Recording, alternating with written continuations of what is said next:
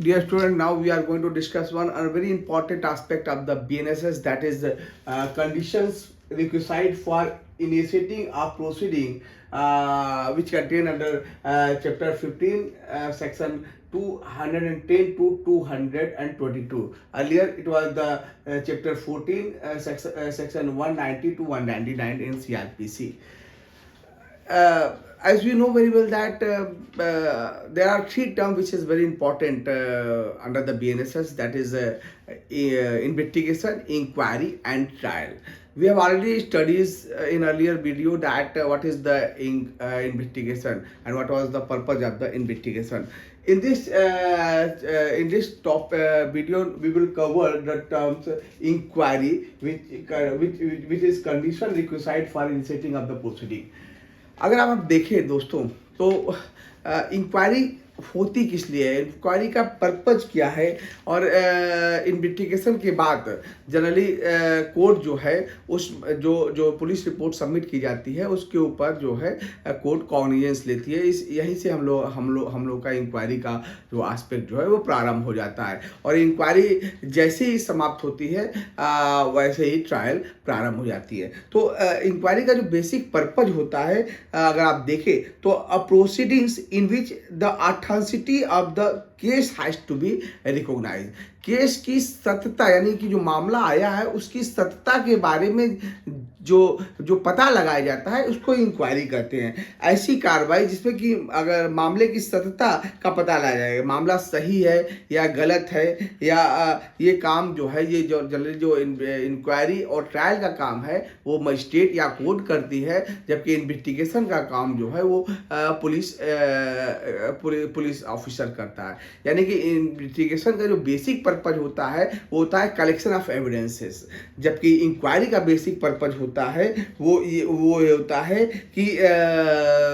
मामला सही है या मामला आगे ट्रायल कराने के योग्य है कि नहीं है, कि ये इसकी सत्यता का पता लगाना जो है वो इंक्वायरी में मजिस्ट्रेट या कोर्ट करती है। जबकि अगर ट्रायल का उद्देश्य होता है कि मामले में अगर जो व्यक्ति आरोपी है उसको या तो कन्विक्शन किया जाए या तो फिर उसका इक्विटल किया जाए, डिस्चार्ज किया जाए, ये ट्रायल का पर्पज होता है। तो इंक्वायरी बेसिकली जो है, अगर आप इंक्वायरी और ट्रायल के बीच के अंतर को देखेंगे तो इंक्वायरी बेसिकली जैसे ही पुलिस रिपोर्ट जो है वो सबमिट की जाती है इन्वेस्टिगेशन के बाद, वैसे ही मजिस्ट्रेट जो है उस मामले को कॉग्निजेंस लेता है। जैसे ही कॉग्निजेंस लेता है वैसे ही कहते हैं इंक्वायरी प्रारंभ हो जाती है, और इंक्वायरी तब तक चलती है जब तक कि मजिस्ट्रेट जो है आरोप तय न कर दे। जैसे ही आरोप तय किया जाता है वैसे ही वो कहा जाता है कि आरोप तय करने से पहले की जो प्रोसीडिंग होती है वो इंक्वायरी की होती है, जैसे ही आरोप तय कर दिया जाता है वैसे ही वो ट्रायल का पार्ट हो जाता है। यानी कि अगर आप देखें तो तो ये जो है इंक्वायरी और ट्रायल के बीच में बेसिक अंतर है कि जब तक आरोप तय नहीं किए जाते तब तक की प्रोसीडिंग इंक्वायरी कहलाती है, जब आरोप तय कर दिए जाते हैं तब से प्रोसीडिंग जो है वो ट्रायल की कहलाई जाती है। तो अगर आप इस चैप्टर को देखें, जो चैप्टर 15 है, जो सेक्शन 210 से लेकर 222 तक का है, तो चैप्टर 15 को हम दो भागों में बांट सकते हैं। पहला भाग जो है 210 से लेकर 215 का जो बातें कही गई है, खासकर 14 तक की बातें कही गई है, वो बातें कही गई है कॉग्निजेंस ऑफ ऑफेंस की बात की है। यानी 210 से 14 तक जो है किन किन ऑफेंस का कॉग्निजेंस कैसे लिया जाएगा इसके संबंध में बात की जाती है, जबकि 215 से लेकर 219 तक यानी 215 टू 219 की कार्रवाई जो है वो लिमिटेशन की बात करता है। यानी कि जो 210 से 214 का जो सामान्य नियम है उसके अपवाद बताता है 215 से लेकर 229 तक की कार्रवाई। तो ये सारी की सारी जो चैप्टर 15 की जो प्रोसीडिंग है, हम इस डिस्कशन में जो है उस पर हम काफी डिटेल में एनालाइज करेंगे। All the section which is section 210 से लेकर 222 तक के पूरे सेक्शन को जो है हम लोग इस वीडियो में कवर करेंगे। Now come to the section 210, cognizance of evidence by the magistrate. Magistrate के द्वारा किसी भी मामले का संज्ञान लेना। तो जैसे अगर आप ध्यान से, अगर हम लोगों ने अर्लियर वीडियो में देखा था कि अगर आपको कोई क्रिमिनल प्रोसीडिंग किसी के व्यक्ति के खिलाफ जो है वो अगर चलानी है, तो ऐसी स्थिति में उसके दो रास्ते हैं। पहला रास्ता होकर जाता है वो है आप किसी भी पुलिस थाने में जाइए और पुलिस थाने में जाकर जो है वो एफआईआर दर्ज करिए, और अगर पुलिस वाला आपकी एफआईआर लिखने से मना करता है तो आपके पास एक ऑप्शन है, वो है कि मामले को एक प्लेन पेपर पर लिखकर वो एसपी को सीधे जो है वो पोस्ट कर दिया जाता है, और एसपी के माध्यम से सूचना जो है पोस्ट के माध्यम से सूचना जो है एसपी तक जाती है, और एसपी भी अगर कोई कार्रवाई नहीं करता है तो सीधे फिर आप मजिस्ट्रेट के पास जाकर अपनी कंप्लेंट को जो है वो मजिस्ट्रेट के पास अंडर सेक्शन 210 में दे सकते हैं। यानी कि अगर आप तीन प्रोसीजर को देखेंगे, वी विल डिस्कस दैट कि इन तीनों में जो है मजिस्ट्रेट जो है वो कार्रवाई करता है। इन तीनों को अगर प्रोसीजर को देखेंगे तो हम इसको सीपीआई के नाम से भी जानते हैं। अभी हम देखते हैं कि सीपीआई होता क्या है। तो अगर आप सीधे यहाँ पर बात की गई है कि अगर पुलिस एफआईआर दर्ज नहीं करती, यानी क्रिमिनल प्रोसीडिंग एफआईआर के माध्यम से दर्ज नहीं इनिशिएट हो सकती है, तो सीधे कोई व्यक्ति जो है सीधे 210 पे डायरेक्ट जो है अपनी कंप्लेंट को लेकर मजिस्ट्रेट के पास जा सकता है, और मजिस्ट्रेट जो है उस कंप्लेंट पर जो है वो इंक्वायरी प्रारंभ कर सकता है। तो यहाँ पर लिखा गया है, अगर आप 210 को देखेंगे तो subject to the provision of this chapter, इस चैप्टर के अधीन रहते हुए any magistrate of first class, यानी कि बात की गई है फर्स्ट क्लास मजिस्ट्रेट की, यहाँ पहला है पावर दी गई है फर्स्ट क्लास मजिस्ट्रेट को, and any magistrate of second class, और सेकेंड क्लास का भी मजिस्ट्रेट कॉग्निजेंस लेने में सक्षम है, may take the cognizance of any offence. कोई भी सेकेंड क्लास का मजिस्ट्रेट अगर उसको एम्पावर किया गया है सीजीएम के द्वारा या फिर हाई कोर्ट के द्वारा, तो भी वो मामले का कॉग्निजेंस ले सकता है। अदरवाइज फर्स्ट क्लास का मजिस्ट्रेट जो है वो सक्षम है कि इन 3 आधारों पर कोई भी मैटर को कॉग्निजेंस ले सकता है। जो पहला आधार बताया गया है कि कोई भी मजिस्ट्रेट ओरल रिलेटेड जो है वो कंप्लेंट जो है वो एक्सेप्ट करता है, या तो ओरल कंप्लेंट एक्सेप्ट करता है या रिटन कंप्लेंट कर सकता है। अगर उसको लगता है कि कोई मामला जो है, जो व्यक्ति आया है, जो परिवादी आया है, उसके पास कोई जो ऐसा इंफॉर्मेशन है, ऐसा कंप्लेंट लेके आया जिस पर कि वो जो ऑफेंस होना प्रतीत हो रहा है, तो ऐसी स्थिति में वो कॉग्निजेंस ले सकता है। दूसरा जो तरीका होता है कि सीपीआई का मतलब होता है कंप्लेंट पर, और दूसरा पी का मतलब होता है पुलिस रिपोर्ट पर। जैसे कि हम लोगों ने पहले we have already discuss that कि जैसे ही एफआईआर दर्ज होता है, पुलिस जो है अगर कॉग्निजेंस ऑफेंस है तो पुलिस जो है तुरंत मामले में इन्वेस्टिगेशन प्रारंभ कर देती है, और इन्वेस्टिगेशन समाप्त करने के बाद अपनी रिपोर्ट जो है वो मजिस्ट्रेट को सौंप देती है। उस मजिस्ट्रेट जो है उस रिपोर्ट के आधार पर कॉग्निजेंस ले सकता है, जो कि और तीसरा जो है जो 210 सब क्लास 1 का सब क्लास सी जो है upon information receive from any person, यानी कि न तो परिवादी न तो कंप्लेनेंट के माध्यम से मजिस्ट्रेट को सूचना मिली है, न ही पुलिस रिपोर्ट के माध्यम से सूचना मिली है, बल्कि कोई थर्ड व्यक्ति जो है जो वो मजिस्ट्रेट के पास गया है अदर देन अ पुलिस ऑफिसर, जो कि पुलिस ऑफिसर नहीं है, कोई तीसरा व्यक्ति जो पुलिस ऑफिसर नहीं है, या फिर मजिस्ट्रेट हिज ओन नॉलेज। 2 चीजें हैं, या तो कोई तीसरा व्यक्ति यानी कि जो परिवादी नहीं है या जो पुलिस ऑफिसर नहीं है, कोई और व्यक्ति है, वो मामले को मजिस्ट्रेट के पास ला सकता है, और या फिर मजिस्ट्रेट स्वतः यानी सू मोटो जिसको कहते हैं, सू मोटो एक्शन ले सकता है कि यानी कि किसी भी मैटर, किसी भी ऑफेंस के बारे में जो है वो कॉग्निजेंस ले सकता है। यानी 3 प्रकार के से मजिस्ट्रेट जो है धारा 210 में कार्रवाई प्रारंभ कर सकता है, या तो कंप्लेंट पर, कंप्लेनेंट के कंप्लेंट के ऊपर, या फिर पुलिस रिपोर्ट के ऊपर, या फिर कोई इन्फॉर्मेशन मजिस्ट्रेट को मिलती है, या फिर स्वतः वो जो है वो मामले का संज्ञान ले सकता है। 210 का सब क्लास 2 कहता है the chief judicial magistrate may empower any magistrate of second class to take cognizance under subsection 1, यानी कि मैंने जो अभी बात किया था कि वैसे तो सेकेंड क्लास मजिस्ट्रेट को कोई पावर नहीं है कॉग्निजेंस लेने की, लेकिन अगर सीजीएम ने उसे एम्पावर कर रखा है या फिर हाई कोर्ट ने उसे एम्पावर कर रखा है तो वो मामले का संज्ञान वो ले पाने में सक्षम है। सवाल एक चीज का होता है दोस्तों कि what is the meaning of cognizance. जब हम बात करते हैं कॉग्निजेंस यानी संज्ञान लेना, इसका क्या तात्पर्य होता है? तो कॉग्निजेंस का मतलब होता है कि टू अप्लाई जुडिशियस माइंड। जब कोई केस मजिस्ट्रेट के पास जो है तीनों माध्यम यानी सीपीआई के माध्यम से आता है, कंप्लेनेंट पुलिस रिपोर्ट या इंफॉर्मेशन के आधार के रूप में मजिस्ट्रेट के पास आता है। तो on the basis of the evidence जो कि उसके सामने साक्ष्य दिया गया था, उससे वो लगता है कि कोई कि उस अपराध के तरफ कदम बढ़ाना चाहिए, यानी कि जो मामला आया है और कुछ एविडेंस जो दिए गए हैं उससे लगता है कि वो उस अपराध की तरफ कदम बढ़ाना चाहिए। तब ऐसे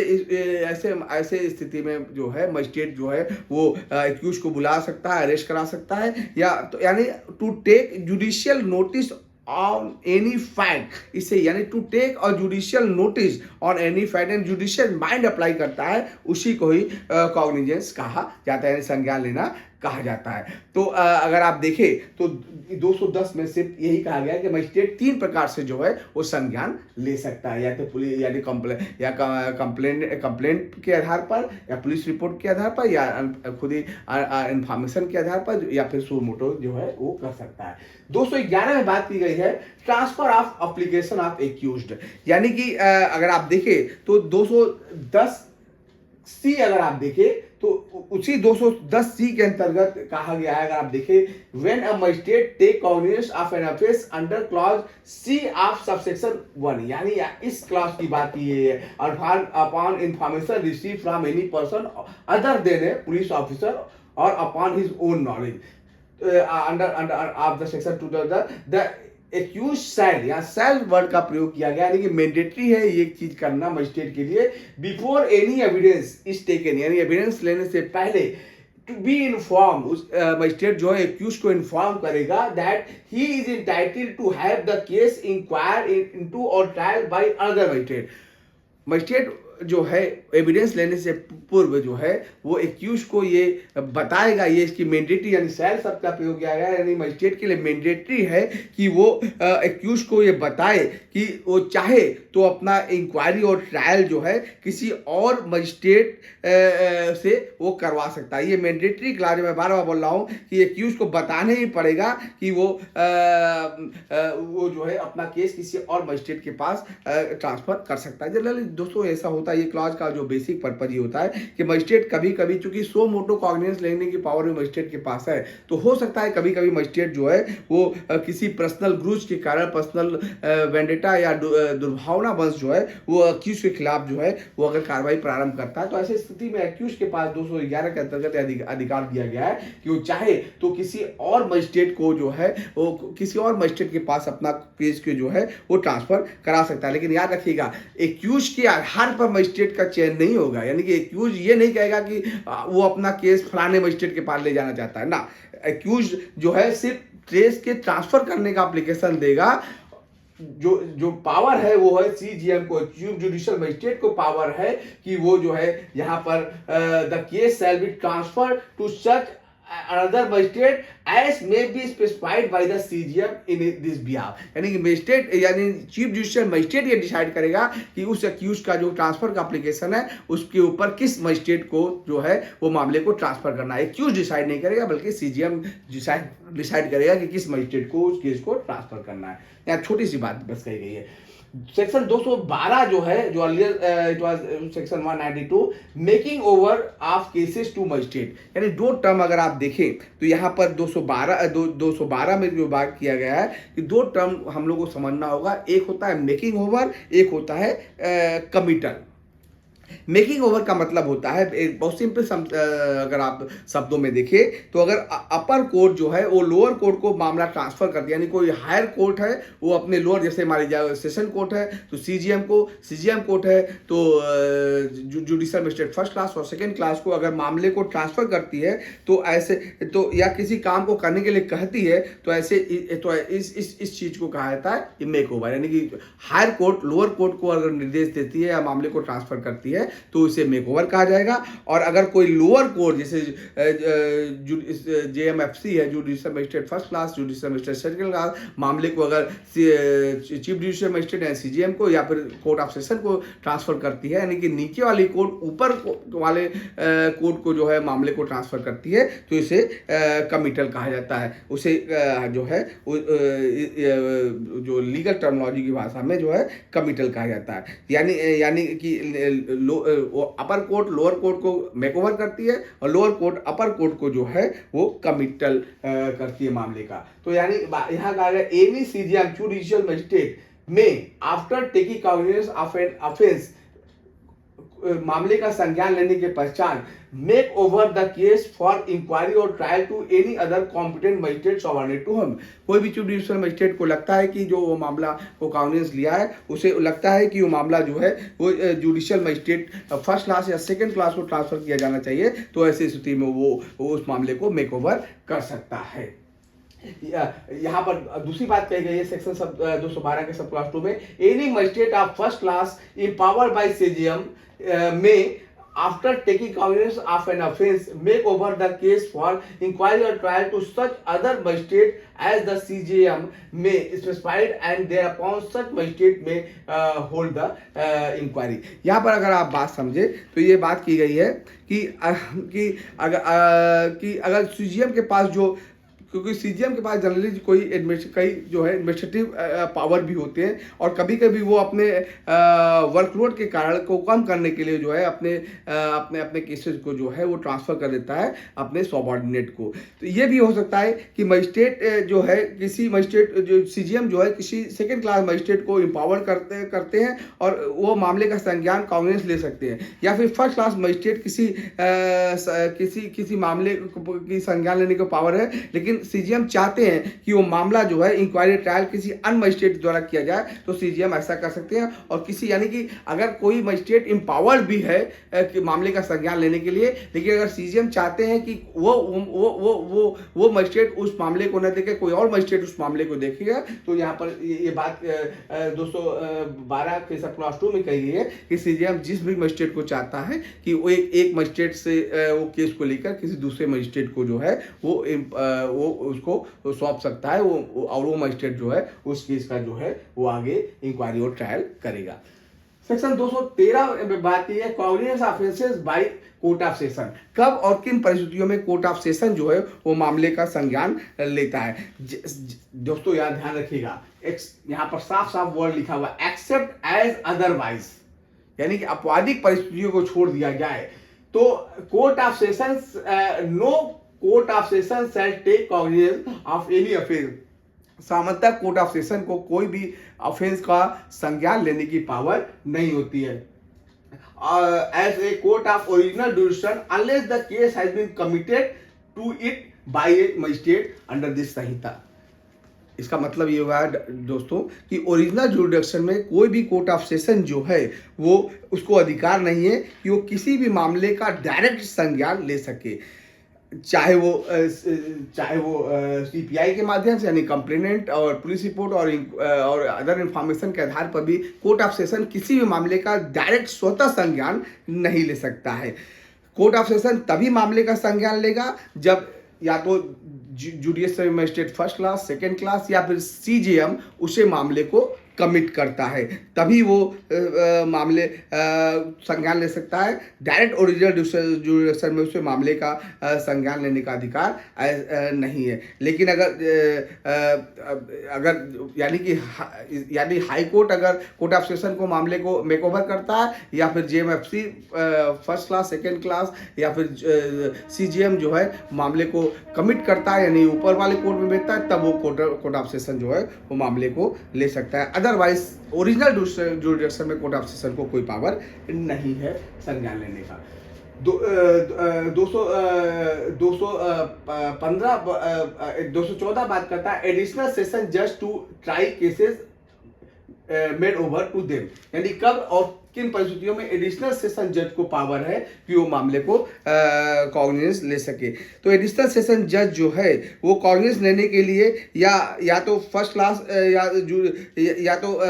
यहाँ पर कहा गया है, देखिएगा एन एडिशनल सेशन जज शैल try such cases as the session जज मेक ओवर टू हिम, यानी कि ऊपर यानी सेशन जज जो है अगर मामले को कोई मामला जो है वो एडिशनल सेशन जज के पास मेक ओवर कर रहा है तब उसे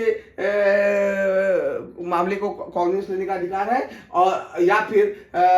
फिर हाई कोर्ट में order direct to him to try, यानी हाई कोर्ट अगर उसे एम्पावर कर रहा है किसी मामले को सुनने के लिए तभी वो कॉग्निजेंस ले सकता है। अदरवाइज जो है उसे सीधे कॉग्निजेंस लेने का अधिकार एडिशनल सेशन जज को भी नहीं है, ना सेशन जज को है ना एडिशनल सेशन को। यानी एडिशनल सेशन जज मामले का संज्ञान तभी ले सकता है जब कोर्ट ऑफ सेशन जो है सेशन जज उसे मामले को मेक ओवर करे। Section 215 that is very important section. Section 215 talks about the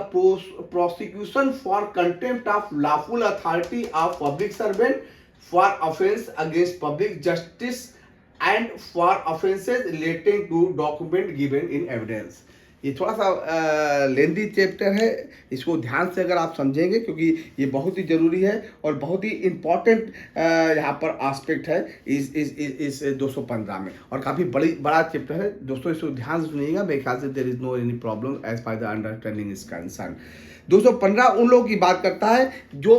दो लोग हैं, जो पब्लिक सर्वेंट है और पब्लिक सर्वेंट होते हुए अपनी ऑफिशियल कैपेसिटी में कोई ऐसा कार्य करते हैं या कुछ ऐसे डिसीजन लेते हैं जो ऑफेंस की परिधि में आता है। या देखिएगा साफ साफ लिखा हुआ है prosecution for contempt of lawful authority of public servant. ये जो पूरा का पूरा 215 है वो पब्लिक सर्वेंट की बात करता है कि अगर पब्लिक सर्वेंट अपने ऑफिशियल कैपेसिटी में कोई डिसीजन लेता है या कोई ऐसा कृत्य करता है जो ऑफेंस की परिधि में आता है या उसके खिलाफ जो है क्रिमिनल प्रोसीडिंग लगाई जा सकती है, तो ऐसे मामले में बीएनएस के में जो है 215 जो है उसके लिए अलग जो है प्रोसीजर बताता है। क्योंकि पब्लिक सर्वेंट जो है वो सामान्य व्यक्ति नहीं है, दो प्रकार के व्यक्ति हो सकते हैं, या तो प्राइवेट व्यक्ति हो सकते हैं जैसे हम आप हैं, और एक पब्लिक सर्वेंट हो सकते हैं जो कि सेंट्रल गवर्नमेंट के या फिर स्टेट गवर्नमेंट के जो है बिहाफ पर जो है वो कार्यों का निष्पादन कर रहे हैं। तो ऐसे स्थिति में जो है अगर पब्लिक सर्वेंट कोई कार्य करता है तो उस कार्य के प्रति जो है उसे अगर पनिश करना होता है तो उसे कैसे पनिश किया जाएगा, उसके खिलाफ कैसे क्रिमिनल प्रोसीडिंग चलाई जाएगी, वो सेक्शन 215 में बताया गया। सेक्शन 215 में कहा गया no court shall take cognizance. कोई भी कोर्ट जो है वो कॉग्निजेंस नहीं ले सकती है ए का subsection A of any offence punishable under section 206 से लेकर 223 both inclusive but excluding section 209 of BNSS 2023। यानी इसमें कही गई है कि कोई भी कोर्ट जो है वो बीएनएसएस की धारा अगर 206 से लेकर 223 तक का मामला बनता है, अगर आप 206 से 223 तक को देखें तो इसमें बात की गई है contempt of the lawful authority of public servant. यानी पब्लिक सर्वेंट की कैपेसिटी में अगर कोई व्यक्ति कोई ऐसा कार्य करता है जो ऑफेंस की परिधि में आता है, तो ऐसी स्थिति में 206 से लेकर 223 तक जो है उस बारे में बात करती है। यानी कोई कोर्ट अगर इस सेक्शन के अंतर्गत कोई अपराध कोई पब्लिक सर्वेंट कर रहा है तो उसका कॉग्निजेंस सीधे नहीं ले सकती है, या और ऑफ एनी अबेटमेंट ऑफ, यानी इस अपराध करने का कोई अबेटमेंट है, दुष्प्रेरण है, और अटेम्प्ट टू कमिट या करने का प्रयत्न किया गया, अटेम्प्ट किया गया है सच ऑफेंस, इस ऑफेंस का अबेटमेंट यहाँ पर अपराध किया जा चुका है, या इसका दूसरा क्लास कहता है अबेटमेंट की भी किया गया है या अटेम्प्ट किया गया है, या तीसरा क्लास ये कहता है of any criminal conspiracy to commit such offence. यानी इस ऑफेंस का 206 से लेकर 223 तक का अगर कोई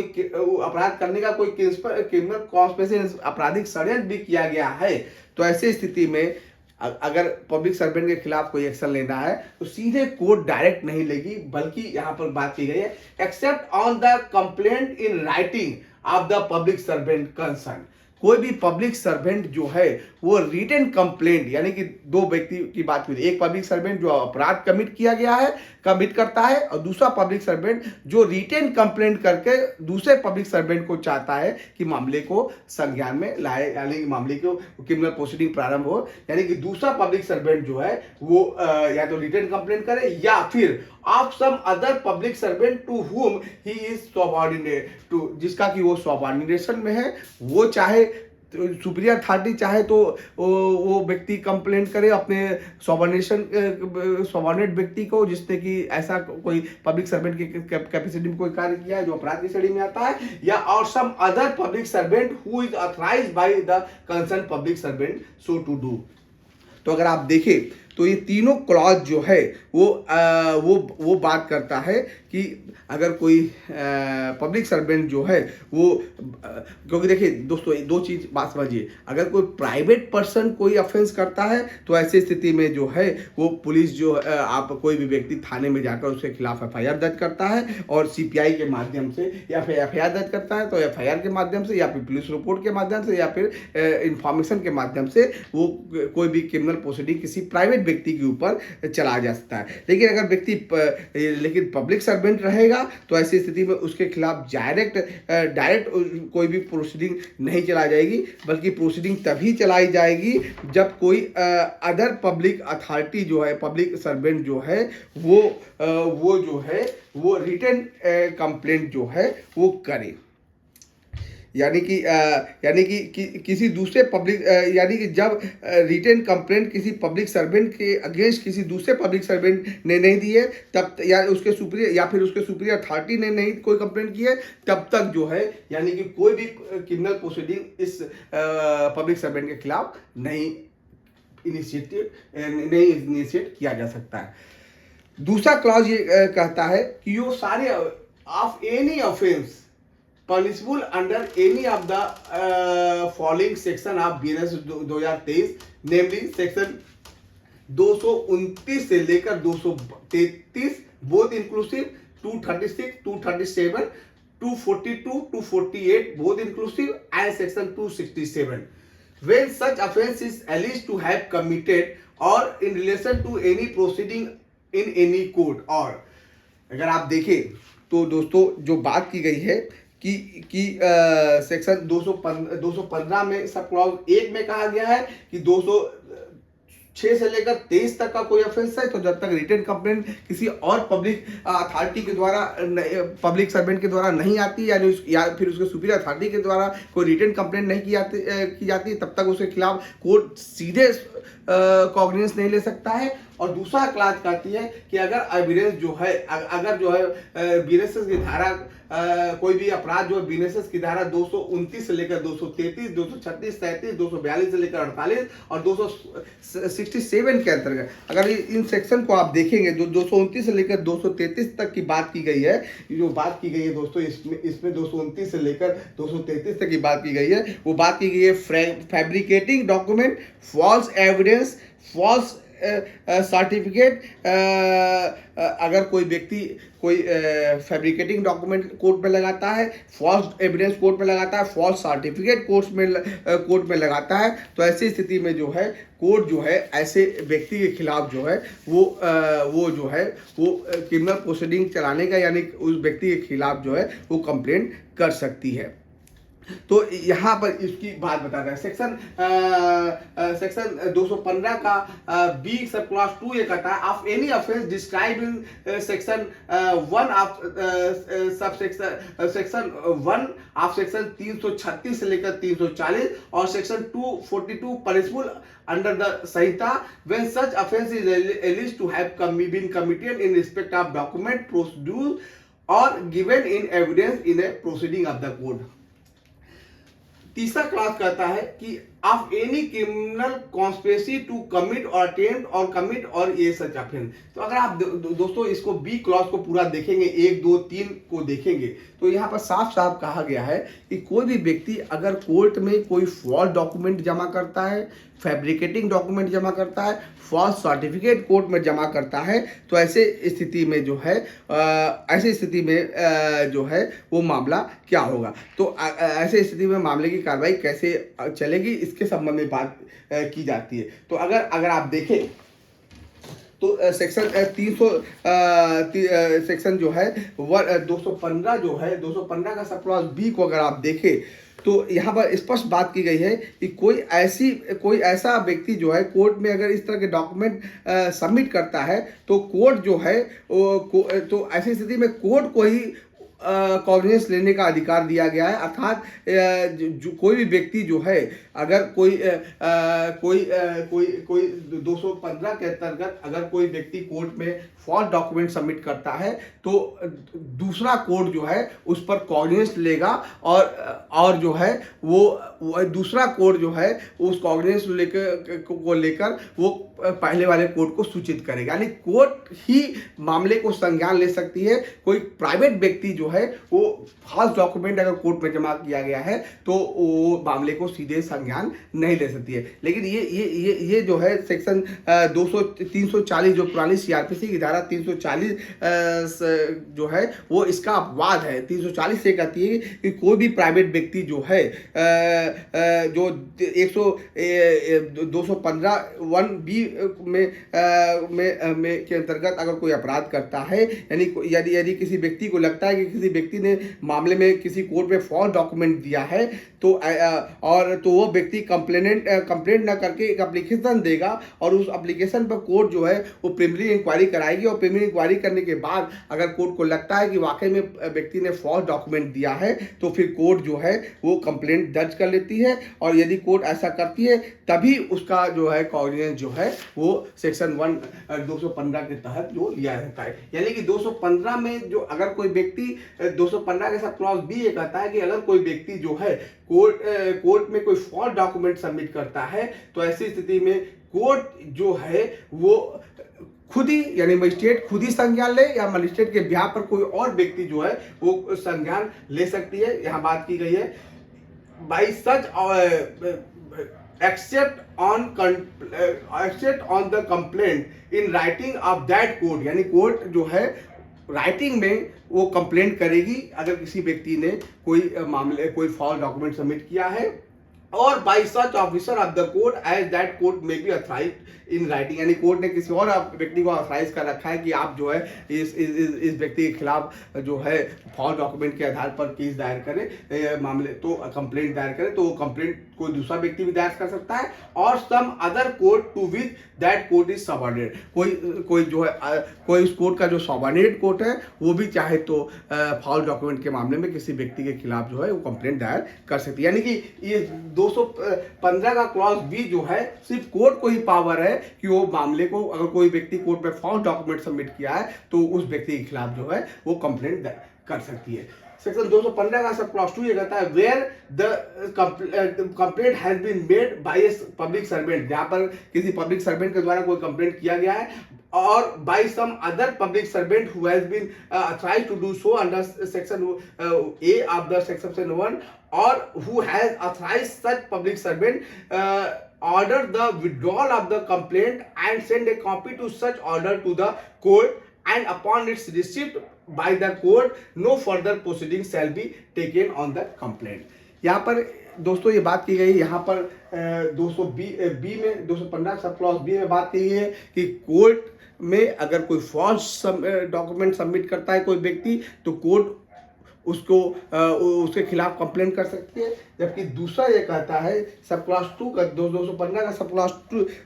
2 ये कहता है कि अगर किसी पब्लिक सर्वेंट ने बीएनएस की धारा में कोई कंप्लेंट यानी यदि कोई पब्लिक सर्वेंट जो है वो बीएनएस से किसी भी धारा में कोई कंप्लेंट करता है या कोई व्यक्ति जो है, क्योंकि तो एक बात समझिए दोस्तों, एक पब्लिक सर्वेंट के खिलाफ दूसरे पब्लिक सर्वेंट को कंप्लेंट करने का अधिकार दिया गया है। तो अगर किसी दूसरे पब्लिक का सर्वेंट ने किसी व्यक्ति या कोई ऐसा व्यक्ति जिसको ऐसा अथराइज किया गया है कि किसी व्यक्ति के खिलाफ वो कंप्लेंट दायर कर सके, तो अगर कोई सुपीरियर अथॉरिटी यानी कि कोई बॉस जो है अपने सबऑर्डिनेट के कार्यों को वो कंप्लेंट करना चाहता है तो ऐसी स्थिति में सबऑर्डिनेट में कंप्लेंट की गई है तो उसको ये आदेश दे सकते हैं कि वो कंप्लेंट को कि जो सुपीरियर अथॉरिटी है वो अगर अपने सबऑर्डिनेट ऑफिसर को ये आदेश दे सकते हैं कि जो कंप्लेंट उसने की है कोर्ट में उसे जो है वो वापस ले यानी सुपीरियर अथॉरिटी जो है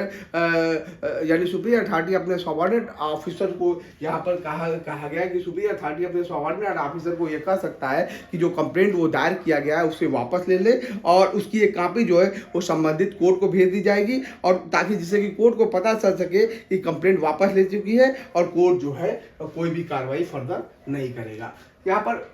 215 में सब क्लास 2 में कहा गया है, सब क्लास 1 में कहा गया है कि कोई भी पब्लिक सर्वेंट किसी दूसरे पब्लिक सर्वेंट के खिलाफ रिटेन कंप्लेंट कर सकता है क्रिमिनल प्रोसीडिंग को चलाने के लिए। जबकि 215 का सब क्लॉज 2 ये कहता है कि अगर रिटन कंप्लेंट किसी पब्लिक सर्वेंट ने किसी दूसरे पब्लिक सर्वेंट के खिलाफ की है तो ऐसी स्थिति में सुपीरियर अथॉरिटी को पावर है कि वो चाहे तो जो रिटन कंप्लेंट है उससे विड्रॉ कर सकता है और उसकी एक कॉपी जो है वो कोर्ट में जमा कर सकता है, ताकि कोर्ट को संज्ञान हो जाए कि कंप्लेंट विड्रॉ किया गया है और उसके खिलाफ जो दूसरे पब्लिक सर्वेंट के खिलाफ जो प्रोसीडिंग शुरू हुई है वहां पर उसे समाप्त कर दी जाएगी कोर्ट के द्वारा। उसी तरह से अगर आप देखें 215 के सब क्लॉज 2 में, जो कि हमने लिखा नहीं यहाँ पर, सब क्लॉज 2 में कहा गया है यदि किसी पब्लिक सर्वेंट जो है पब्लिक सर्वेंट ने बीएनएस की धारा के अंतर्गत कोई पनिशेबल ऑफेंस किया है या जिसकी कंप्लेंट की गई है या किसी ऐसे व्यक्ति के द्वारा जो कि ऑथराइज किया गया है, अगर उसने कोई पब्लिक सर्वेंट ने कोई ऑफेंस किया है तो ऐसी स्थिति में जो है दूसरा पब्लिक सर्वेंट जो है वो उसका कंप्लेंट कर सकता है। लेकिन साथ ही साथ यहाँ भी कहा गया है कि अगर उस पब्लिक सर्वेंट का कोई सुपीरियर अथॉरिटी जो है वो नहीं चाहता है कि जूनियर अथॉरिटी या सबऑर्डिनेट पर्सन जो है वो कंप्लेंट को जारी रखे यानी सुपीरियर अथॉरिटी कंप्लेंट को वापस लेना चाहता है, तो ऐसी स्थिति में जो है वो अपने सबऑर्डिनेट ऑफिसर्स को यह डायरेक्ट करेगा कि वो जो कंप्लेंट उन्होंने किया है वो कोर्ट से वापस ले ले, और वापस जब ले रहा है तो उसकी एक प्रति जो है वो कोर्ट में भेज देगा, जिससे कि कोर्ट को ये संज्ञान में आ जाए कि जो है कंप्लेंट जो है सुपीरियर अथॉरिटी के कहने पर वापस ली जा रही है और ऐसी स्थिति में कोई फर्दर प्रोसीडिंग जो है वो आगे नहीं चलाई जाएगी कोर्ट के द्वारा। लेकिन यहाँ पर साफ साफ कहा गया, प्रोवाइडेड क्लॉज में कहा गया है कि that no such withdrawal shall be order, यानी कि जो सुपीरियर अथॉरिटी के द्वारा कोर्ट में जो मामले का जो विड्रॉल किया जा रहा है वो विड्रॉल नहीं किया जा सकता है if the trial in the court of the first instance has been concluded, यानी कि अगर ट्रायल जो है वो समाप्ति की स्टेज पर है, यानी कि गवाहों का बयान हो चुका है, और examination in cheap and cross examination भी हो चुका है, तो ऐसी स्थिति में अगर केस कंक्लूडिंग स्टेज में है तो कोर्ट जो है विड्रॉल करने की अनुमति नहीं देगा बल्कि उसका जजमेंट सुनाएगा। 215 सब क्लॉज 3 में कहा गया है कि in clause B of subsection 1 the term court means, जो कोर्ट के परिधि में कौन कौन से कोर्ट आएगी, 215 सब क्लॉज 3 में कहा गया है कि कोर्ट सब के परिधि में civil court, revenue court, criminal court और एंड इंक्लूड अ ट्रिब्यूनल, यानी कि अगर सेंट्रल गवर्नमेंट के द्वारा या स्टेट गवर्नमेंट द्वारा कोई ट्रिब्यूनल एस्टेब्लिश किया गया है तो ट्रिब्यूनल भी कोर्ट की परिधि सब के अंतर्गत आएगा। 215 सब क्लॉज 4 में कहा गया है कि for the purpose of clause B of subsection 1 the court shall be deemed to be subordinate to the court to which appeal order lies from the appealable decree or sentence of such former court। दोस्तों इसको थोड़ा सा ध्यान से समझिएगा, ये जो 215 का क्लॉज 4 ये कहता है कि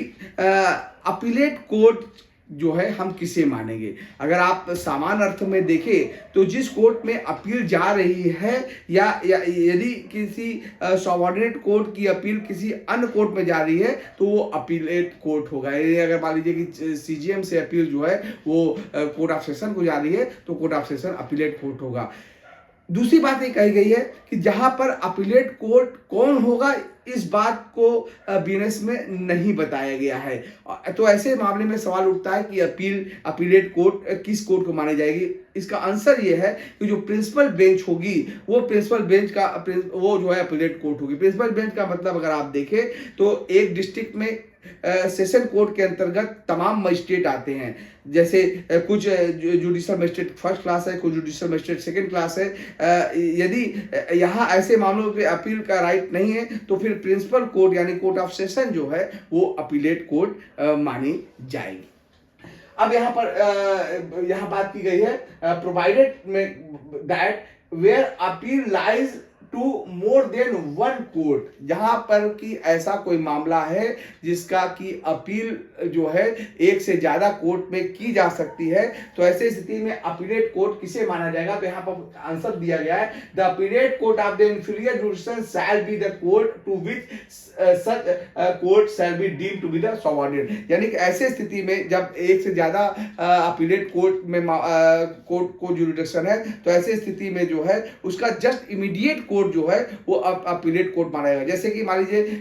judicial magistrate first class, CJM and court of session में अपील की जा सकती है, यानी कि तीनों कोर्ट में अपील का जुडिशन है। तो ऐसी स्थिति में जुडिशियल मजिस्ट्रेट फर्स्ट से अपील जो है वो सीजेएम कोर्ट के पास जाएगी और न कि कोर्ट ऑफ सेशन के पास, यानी कि सीजेएम और कोर्ट ऑफ सेशन दोनों में ही अपील जा सकती है जुडिशियल मजिस्ट्रेट फर्स्ट के क्लास के मामले का। तो ऐसी स्थिति में जो इमीडिएट कोर्ट है, जो यानी जुडिशियल मजिस्ट्रेट जो सीजेएम का कोर्ट होगा वो अपीलेट कोर्ट मानी जाएगी। कोर्ट ऑफ सेशन वाले को कोर्ट को अपीलेट कोर्ट नहीं मानी जाएगी। लेकिन जहां पर लेकिन दूसरे में कहा गया where the appeal lies to a civil and also a revenue court, जहां पर अपील जो है वो सिविल कोर्ट में भी जा सकती है, रेवेन्यू कोर्ट में जाती है। Such court shall be deemed to be the subordinate court of the civil और revenue court according to the nature of the case. यहां पर ये कहा गया है कि जहां पर अपील जो है वो सिविल और रेवेन्यू दोनों कोर्ट में की जा सकती है, वहां पर नेचर ऑफ द ऑफेंस को देखना होगा कि वो किस तरह का टेट है। अगर उसका नेचर जो है वो सिविल कोर्ट की तरफ है तो अपील सिविल में जाएगी, सिविल कोर्ट में जाएगी। अगर रेवेन्यू कोर्ट की तरफ है तो अपील रेवेन्यू कोर्ट में जाएगी। अब आइए section 216 talks about the procedure for witnesses in case of the threatening. अब यहाँ पर अगर विटनेस को थ्रेटनिंग किया गया है तो ऐसी स्थिति में क्या किया जाएगा? तो ऐसी स्थिति में 216 कहता है a witness or any other person may file a complaint in relation to an offense under section 232 of the BNSS. 232 talks about the threatening any person to give false evidence. किसी व्यक्ति को अगर false evidence देने के लिए धमकी दी जा रही है तो ऐसी स्थिति में जो है BNS की धारा 232 के अंतर्गत क्रिमिनल सूट जो है क्रिमिनल फाइल जो है वो किया जा सकता है। 216 ये बात बताता है। 217 जो that is very important section दोस्तों, 217 बात की गई है prosecution for offences against state and for criminal conspiracy to commit such offence. यानी कि बात की गई है स्टेट के अगेंस्ट ऑफेंस और क्रिमिनल कॉन्स्पिरेसी के खिलाफ जो है बात 217 के में सेक्शन में की गई है। यहाँ पर कहा गया no court shall take cognizance, कोई भी कोर्ट जो है वो कॉग्निजेंस नहीं लेगा any offence punishable under chapter 7। Under chapter 7 की बात करें तो ऑफेंस अगेंस्ट द स्टेट की बात किया गया है, और अंडर सेक्शन 196 जो बात करता है promoting enmity between different groups on grounds of religion, race, place of birth, residence और लैंग्वेज। 299 बात करता है deliberate and malicious act intend to outrage religious feeling. और section sub section 1 of the section 353 talks about the statement conducting the public mischief of the BNSS. यानी कोई भी court जो है डायरेक्ट जो है चैप्टर 7 196 299 और 353 बीएनएस की धारा के अंतर्गत डायरेक्ट कॉग्निजेंस नहीं ले सकता है। दूसरा बताया गया है a criminal conspiracy to commit such offence, अगर क्रिमिनल कॉन्स्पिरेसी उन उपरोक्त ऑफेंस का किया गया है ऐसी स्थिति में, या any such abetment as the described in section 47 of the BNSS. Section 47 talks about the abatement in India of offenses outside India की बात करता है। तो अगर ये 3 प्रकार का कोई ऑफेंस किया गया है यानी कि चैप्टर 7 के अंतर्गत या सेक्शन 196 299 और 353 ऑफ बीएनएस के अंतर्गत कोई अपराध किया गया है, या फिर क्रिमिनल उक्त अपराध का कोई क्रिमिनल कॉम्पेंसी किया गया है या कोई अबेटमेंट किया गया है, तो ऐसी स्थिति में जो है except with the previous section of the central government और ऑफ द स्टेट गवर्नमेंट। तो ऐसी स्थिति में जो है वो सेंट्रल गवर्नमेंट और स्टेट गवर्नमेंट की अगर परमिशन नहीं ली जाती है तो कोई भी कोर्ट जो है ऐसे मामले का संज्ञान नहीं ले सकता है। संज्ञान तभी लेगा तब स्टेट गवर्नमेंट या सेंट्रल गवर्नमेंट जो है वो परमिशन देगी। अगर आगे देखें तो यहाँ पर 217 का जो है सब क्लॉज 2 ये कहता है कि 217 का सब क्लॉज 2 ये कहता है कि any no court shall take cognizance of any offence punishable under 197। अगर आप 197 को देखें तो 197 टॉक्स अबाउट द राष्ट्रीय एक अखंडता पर प्रतिकूल प्रभाव डालने वाले या लांछन लगाने वाले स्टेटमेंट के संबंध में कहा गया है, या 353 सब क्लॉज 2 और 3 के बारे में कहा गया है। 353 जो है वो statement conducting the public mischief की बात करता है, यानी कि कोई ऐसा ऑफेंस है जो 197 356 से 353 से रिलेटेड है या उसका क्रिमिनल कॉन्स्पिरेसी से रिलेटेड है, तो ऐसी स्थिति में भी यहां पर कहा गया है except with the previous sanction of the central government और ऑफ द स्टेट गवर्नमेंट। और यहाँ पर एक और व्यक्ति को ऑथराइज किया गया है परमिशन देने के लिए, वो है डिस्ट्रिक्ट मजिस्ट्रेट। दोस्तों याद रखिएगा सेक्शन 215 के 217 के सब क्लॉज 1 में जो है सेंट्रल गवर्नमेंट स्टेट गवर्नमेंट की बात की गई है, जबकि 217 के सब क्लॉज 2 में 3 व्यक्ति की बात की गई है, सेंट्रल गवर्नमेंट, स्टेट गवर्नमेंट और डीएम। ये हो सकता है कि ये ऑफेंस जो है इसकी तुलना में कम जो है गंभीर मामले वाले होते हैं। ऐसी स्थिति में डीएम को भी ये पावर दी गई है कि वो परमिशन दे सकता है अगर मामला जो है वो 197 और 353 का बनता है। तो 217 sub clause 3 talks about the no court shall take cognizance of the offence of any criminal conspiracy under section 61। Section 61 जो है talks about the criminal conspiracy of the BNSS other than a criminal conspiracy to commit an offense punishable with death, life imprisonment or rigorous imprisonment for a term of 2 years और upward. यानी कि कोई ऐसा offence है जो criminal जो BNS की धारा 61 के अंतर्गत क्रिमिनल कॉन्स्पिरेसी से रिलेटेड है या ऐसे क्रिमिनल कॉन्स्पिरेसी से रिलेटेड है जो डेथ और लाइफ इम्प्रिजनमेंट और rigorous imprisonment for the term of 2 years और अपवर्ड से रिलेटेड है। तो ऐसी स्थिति में यहाँ पर साफ साफ कहा गया है कि स्टेट गवर्नमेंट और DM has consented in writing to the initiation of the proceeding। ऐसी स्थिति में जो है वो स्टेट गवर्नमेंट या डिस्ट्रिक्ट मजिस्ट्रेट जो है वो सहमति देंगे और उस ये सहमति जो है वो रिटन में होनी चाहिए, तभी जो है कोई भी कोर्ट जो है इसके ऊपर कॉग्निजेंस लेगी। अदरवाइज अगर डीएम की रिटन परमिशन नहीं है या स्टेट गवर्नमेंट की रिटन परमिशन नहीं है तो 61 के अंतर्गत जो क्रिमिनल कॉन्स्पिरेसी का चार्ज जो है कोई भी कोर्ट जो है वो डायरेक्ट नहीं ले सकती है। याद रखिएगा अब सेक्शन अगर आप देखें तो यहाँ पर प्रोवाइडेड में कहा गया है कि where the criminal conspiracy is one of which the provision of section 215 apply. यानी कि अगर क्रिमिनल कॉन्स्पिरेसी ऐसे नेचर का है जो जहां पर सेक्शन 215 अप्लाई कर रहा है तो no such consent shall be necessary. तो ऐसी स्थिति में स्टेट गवर्नमेंट और डीएम की परमिशन की आवश्यकता नहीं होगी। अब आई सेक्शन 217 का सब क्लॉज 4 ये कहता है द सेंट्रल और स्टेट गवर्नमेंट में अगर यहाँ पर अगर आप देखें तो 200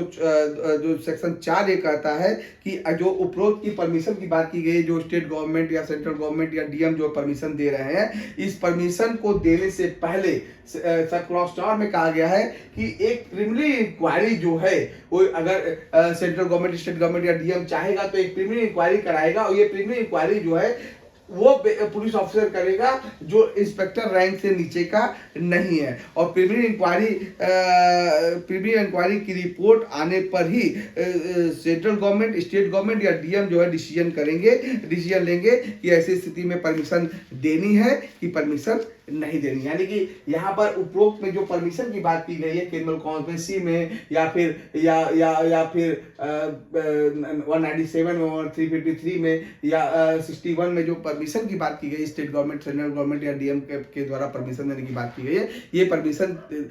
जो है तभी दी जाएगी जब एक प्रिलिमिनरी इंक्वायरी हो जाए। और ये प्रिलिमिनरी इंक्वायरी जो है वो इंस्पेक्टर रैंक के नीचे का कोई व्यक्ति नहीं करेगा और जब ये प्रिलिमिनरी इंक्वायरी की रिपोर्ट आ जाएगी तब तब स्टेट गवर्नमेंट, सेंट्रल गवर्नमेंट या डिस्ट्रिक्ट मजिस्ट्रेट जो है वो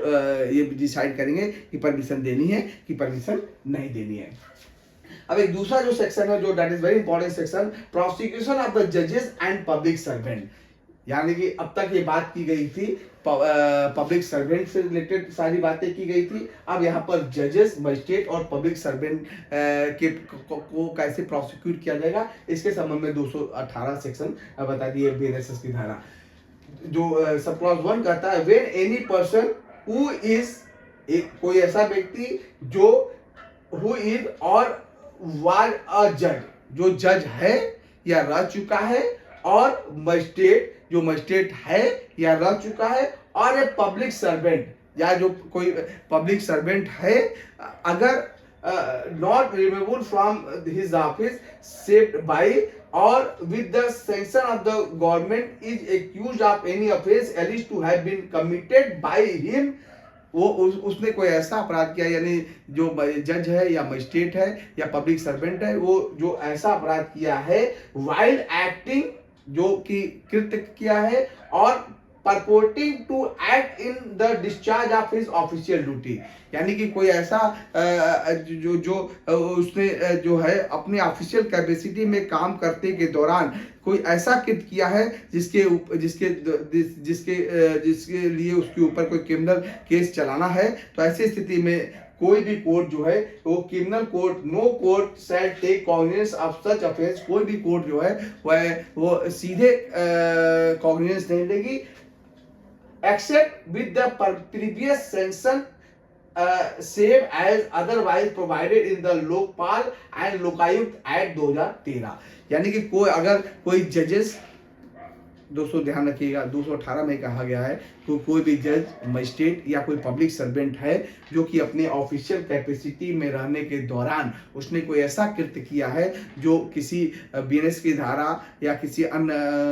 प्रचलित विधि के अंतर्गत ऑफेंस की श्रेणी में आता है, तो ऐसी स्थिति में उसके खिलाफ सीधे कोई भी कोर्ट कॉग्निजेंस नहीं लेगी जब तक कि लोकायुक्त और लोकपाल एक्ट 2013 के अंतर्गत जो परमिशन है उस परमिशन को ली गई है, तब वो परमिशन अगर ले ली गई तब तो उसके खिलाफ कार्रवाई की जाएगी, अदरवाइज डायरेक्ट कार्रवाई जो है वो नहीं की जाएगी। यहाँ पर 213 का एक क्लॉज ए ये कहता है, इन case of the person who is employed और was at a time the commission of the alleged offense employed in connection with the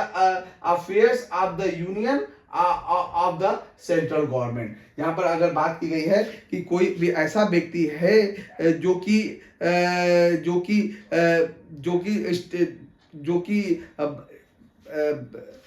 कोई ऐसा व्यक्ति है जो कि सरकारी, जो कि उस वक्त जब अपराध कमिट किया गया था वो जो है वो यूनियन के अधीन, यूनियन गवर्नमेंट के अधीन वो कार्यरत था, तो ऐसी स्थिति में सेंट्रल गवर्नमेंट की परमिशन लेनी आवश्यक है। साथ ही साथ ये कहा गया है कि in the case of a person who is employed और at a time the commission of the allege offence in connection with the affairs of the state, यहाँ पर बात की गई है कि अगर कोई वो व्यक्ति जो है स्टेट के अधीन कार्यरत था, तो ऐसी स्थिति में जो है with the affairs of A state, the state government जो है वो परमिशन देगा ऐसे लोक सेवा के खिलाफ मुकदमा चलाने के लिए। तीसरे यहाँ पर प्रोवाइडेड क्लॉज में कहा गया है, कि where the alleged offence was committed by a person referred in the clause B during the period in which proclamation issued under article 356 only central government की परमिशन। यहाँ पर दोस्तों जो प्रोवाइडेड क्लॉज में कहा गया है कि अगर स्टेट गवर्नमेंट और सेंट्रल गवर्नमेंट की परमिशन देने की बात की गई है, यहाँ पर कहा गया कि स्टेट गवर्नमेंट जो है अगर परमिशन देने की कैपेसिटी में है, लेकिन भारतीय संविधान के अनुच्छेद 356 सब क्लॉज ए के अंतर्गत अगर स्टेट इमरजेंसी लगी हुई है, तो ऐसी स्थिति में जो है स्टेट इमरजेंसी के दौरान अगर परमिशन देने की बात आती है तो ये परमिशन स्टेट गवर्नमेंट न देके सेंट्रल गवर्नमेंट देगी। ये हम लोग पहले भी इसको वहाँ पर देख रहे थे कि अगर उपरोक्त जो प्रीवियस हम लोगों ने जो सेक्शन देखा था उसमें भी कहा गया था कि इमरजेंसी के दौरान अगर परमिशन देने की बात होती है तो ऐसी स्थिति में स्टेट गवर्नमेंट, चूंकि 356 लगा हुआ है, स्टेट गवर्नमेंट की सारी पावर जो है वो सेंट्रल गवर्नमेंट ले रखी है, क्योंकि राष्ट्रपति शासन लगा हुआ है। तो ऐसी स्थिति में स्टेट गवर्नमेंट के अधिकारी जो है वो उस पर परमिशन नहीं देंगे, बल्कि सेंट्रल गवर्नमेंट उस पर के ऊपर परमिशन देगी। यहाँ पर दूसरा कहा गया है, provided further that such government shall take a decision within a period of 124 days. यहाँ पर एक अवधि बताई गई है कि अगर from the date of the receipt of a request for the sanction, in case it failed to do so, the sanction shall be deemed to have been accorded by the state government। दोस्तों यहाँ पे ये बात की गई है कि अगर कोई एप्लीकेशन जो है वो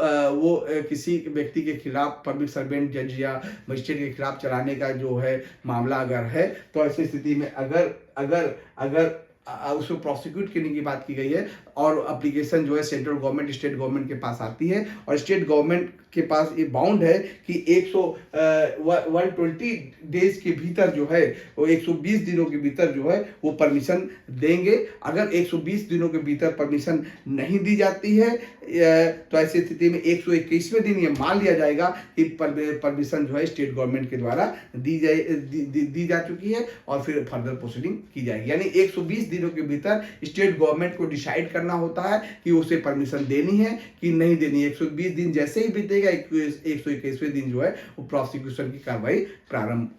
डीम टू बी इनिशिएटेड मानी जाएगी। यहाँ फिर प्रोवाइडेड कहा गया, provided also that no sanction shall be required in case of the public servant accused of any offence alleged to have been committed under section 64, 65, 66, 68, 69, 70, 71, 74, 75, 76, 77, 78, 79 और 43, 199 और 200 ऑफ द BNS 2003। तो ये सारे अपराध जो है वो सेक्सुअल ऑफेंस है, यानी कि sexual offence against the women and children है। ये सारे धाराओं में अगर आप देखें तो बीएनएस की धारा, ये सारे धारा जो है वो उस चैप्टर से रिलेटेड है जिसमें कि sexual offence against women and children की बात की गई है। तो अगर कोई पब्लिक प्रोसिक्यूशन ऑफ द जजेस एंड पब्लिक सर्वेंट जो है इन अपराध का दोषी है तो ऐसी स्थिति में जो है वो कोई प्रीवियस सैंक्शन की आवश्यकता नहीं होगी, बल्कि डायरेक्ट जो है कोई भी कोर्ट जो है वो कोर्ट में मुकदमा चलाया जा सकता है। इसके लिए सैंक्शन की आवश्यकता कतई नहीं पड़ती है। 218 का सब क्लॉज 2 कहता है, no court shall take cognizance of any offence alleged to have been committed by any member of the armed forces of the union. यानी कि अगर यहाँ पर बात की गई जजेस और पब्लिक सर्वेंट की, अब यहाँ बात की गई सेक्शन 218 के सब क्लॉज 2 बात करता है कि अगर कोई आर्म फोर्स का आदमी, कोई आर्म फोर्स का कोई व्यक्ति है जो यूनियन गवर्नमेंट के अंतर्गत कार्यरत है, तो ऐसी स्थिति में अगर उसने अपने पद के कर्तव्य के दौरान कोई अपराध किया है तो ऐसी स्थिति में उसके खिलाफ जो है वो मुकदमा तब तक नहीं चलाया जा सकता है except with the previous sanction of the central government. यानी कि आर्म फोर्सेस का कोई व्यक्ति है अगर अपने पद के कर्तव्यों के दौरान purporting to the act in the discharge of his official duty, तो ऐसी स्थिति में उसके खिलाफ कोई भी कार्रवाई करने से पहले सेंट्रल गवर्नमेंट की परमिशन अत्यंत आवश्यक होगी। उसी तरह से द स्टेट गवर्नमेंट में direct the provision of sub section 2 shall apply to such cases और category of the member of the force charge with the maintenance of the public order. State government यहाँ पर कभी कभी दोस्तों ये ऐसा भी होता है, अगर आप सेक्शन 218 का सब क्लॉज 3 देखें तो कभी कभी जो स्टेट गवर्नमेंट है वो सेंट्रल गवर्नमेंट के आर्म फोर्सेस को जो है वो अपने यहाँ मंगाती है पीस एंड ट्रैंक्विलिटी को मेंटेन करने के लिए। तो अगर स्टेट गवर्नमेंट ने किसी सेंट्रल गवर्नमेंट के फोर्सेस को अपने यहाँ पीस एंड ट्रैंक्विलिटी मेंटेन करने या किसी पर्टिकुलर प्लेस में डिप्लॉय कर रखा है तो ऐसी स्थिति में जो है 218 की धारा को सब क्लॉज 3 कहता है कि ऐसी स्थिति में सेंट्रल गवर्नमेंट का एम्प्लॉय जरूर रहेगा, सेंट्रल गवर्नमेंट का वो जो आर्म फोर्सेस का एम्प्लॉय तो जरूर है, लेकिन स्टेट गवर्नमेंट ने उसको अपने यहाँ डिप्लॉय कर रखा है। ऐसी स्थिति में परमिशन जो है वो स्टेट गवर्नमेंट गवर्नमेंट से लेनी होगी। अगर उसके पेरिफेरी में कोई स्टेट के भीतर अगर कोई अपराध करता है अपने पद के कर्तव्यों के दौरान, तो सेंट्रल फोर्स होने के बावजूद भी, सेंट्रल गवर्नमेंट का आदमी होने के बावजूद भी, सेंट्रल आर्म फोर्स का व्यक्ति होने के बावजूद भी स्टेट गवर्नमेंट के ऊपर, स्टेट गवर्नमेंट जो है वो परमिशन देगी कि उसके खिलाफ जो है मुकदमा चलाया जाए या नहीं चलाया जाए। उसी तरह से सेक्शन 4 ये कहता है कि अभी हम लोग देखे थे कि अगर राष्ट्रपति शासन अगर लागू होता है तो ऐसी स्थिति में जो परमिशन जो है, अगर स्टेट गवर्नमेंट, चूंकि कॉन्स्टिट्यूशनल मशीनरी फिर चुकी है, राष्ट्रपति शासन लागू हो चुका है, अतः अगर सब क्लॉज 3 के अंतर्गत परमिशन स्टेट गवर्नमेंट को देनी है तो परमिशन स्टेट गवर्नमेंट न देकर बल्कि सेंट्रल गवर्नमेंट देगा। उसी से लास्ट सेक्शन ये कहता है 218 का सब क्लॉज 5 ये कहता है द सेंट्रल गवर्नमेंट और the state government may determine the person by whom the manner in which and the offenses for which the prosecution of such judges, magistrate or public servant is to be conducted। यहाँ पर इसको अगर आप ध्यान से दोस्तों सुनिएगा तो यहाँ पर बात की गई है कि जैसे यहाँ पर बात की गई है कि अगर कोई सेंट्रल अगर जजेस, मजिस्ट्रेट और पब्लिक सर्वेंट के खिलाफ अगर मुकदमा दायर करना है तो सेंट्रल गवर्नमेंट और स्टेट गवर्नमेंट ये डिसाइड कर देगी कि किस कोर्ट में मुकदमा दायर करना है, कौन सा व्यक्ति या कौन सा मजिस्ट्रेट उस मुकदमे को सुनेगा और उसके संबंध में कौन सी प्रोसीजर अडॉप्ट की जाएगी, ये सारा जो है वो सेंट्रल गवर्नमेंट और किस कोर्ट में वो मामला ट्रायल होगा, ये सारा जो है सेंट्रल गवर्नमेंट या स्टेट गवर्नमेंट जो है ये डिसाइड करेगी। Dear student, now come to the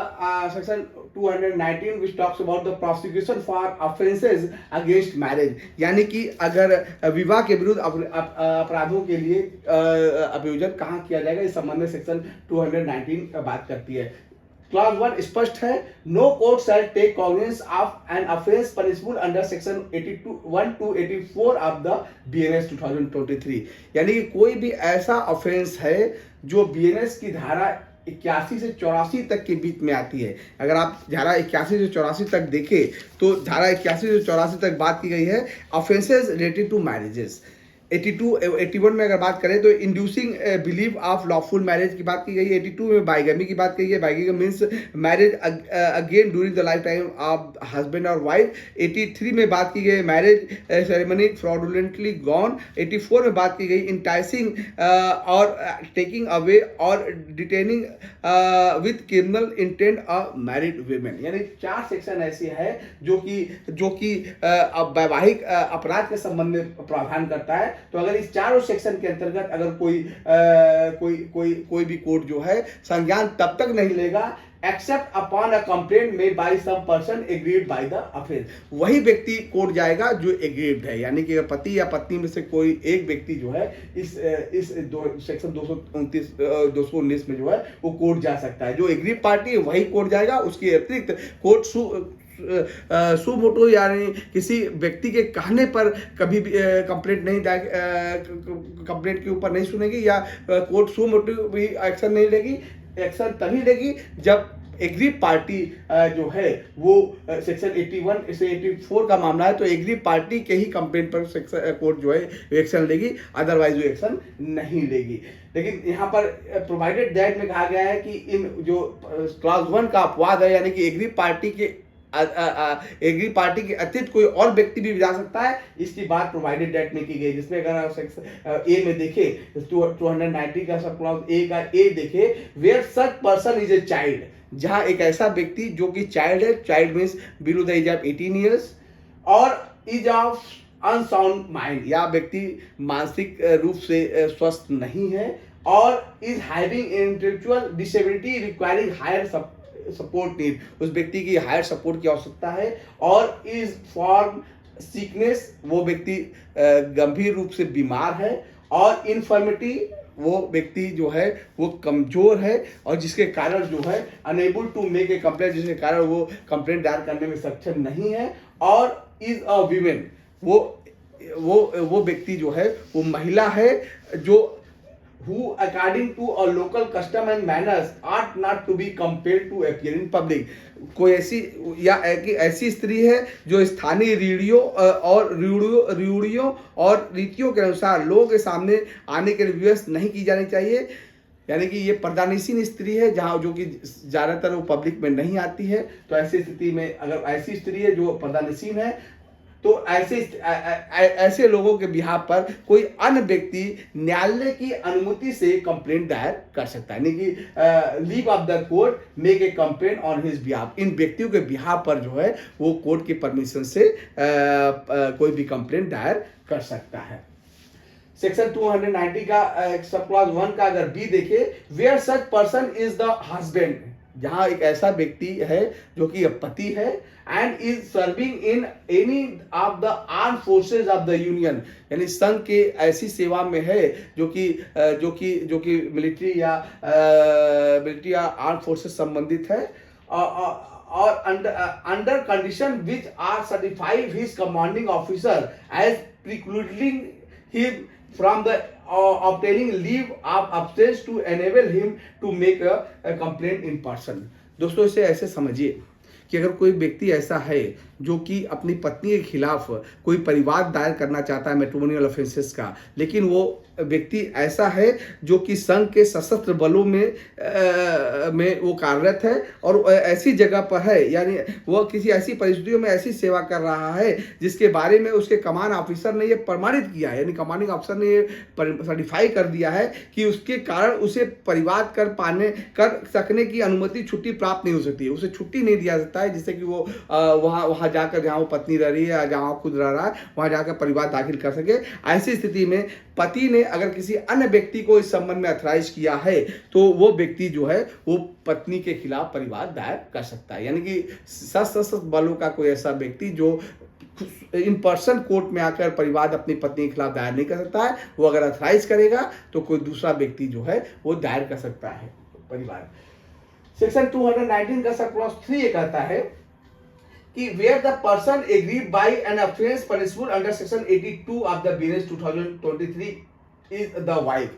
क्योंकि अगर हम 82 की बात करें तो बाइगेमी की बात करता है। बाइगी का मतलब है marrying again during the life time of the husband और वाइफ, यानी कि पत्नी ऐसी है जिसका पति जो है उसके रहते हुए अगर कोई दूसरी शादी करता है तो ऐसी स्थिति में कंप्लेंट में बी मेड, कंप्लेंट जो है वो made on her behalf by her father, यानी वो खुद कंप्लेंट नहीं लाना चाहती है तो उसका पिता, उसकी माता मदर, उसका भाई ब्रदर, उसकी सिस्टर, सन और डॉटर, उसकी पति पत्नी और उसके लड़के या लड़की, और बाय हर फादर्स और मदर ब्रदर, उसका पिता का भाई या माँ का भाई और जो है सिस्टर, और with the leave of the court, इस कोर्ट के परमिशन से जो है, ध्यान से सुनिएगा दोस्तों, बाइगेमी का ऑफेंस है, पति पत्नी के रहते दूसरी शादी कर लेता है। ऐसी स्थिति में पत्नी के बिहाफ पर जो है उसके माता पिता, भाई बहन, पुत्र पुत्री, पिता या माता के भाई या बहन न्यायालय की अनुमति से किसी अन्य व्यक्ति के द्वारा जो उससे रक्त, विवाह और दत्तक से संबंधित है परिवाद किया जा सकता है। यानी यहाँ बात की गई है तीन रिलेशंस की बात की गई है, ब्लड, मैरिज और एडॉप्शन। यानी कई व्यक्तियों को राइट दिया गया, उसका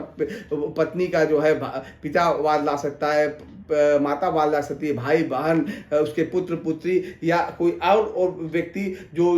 उससे रक्त, विवाह और दत्तक से संबंधित है। ये सभी व्यक्ति जो है उस पत्नी के ब्याह पर वाद ला पाने में सक्षम है कोर्ट में। अब आइए 219 का सब क्लॉज 2 ये कहता है for the purpose of sub section 1, यानी कि इस पर्पज से no person other than the husband of the women shall be deemed to be agreed by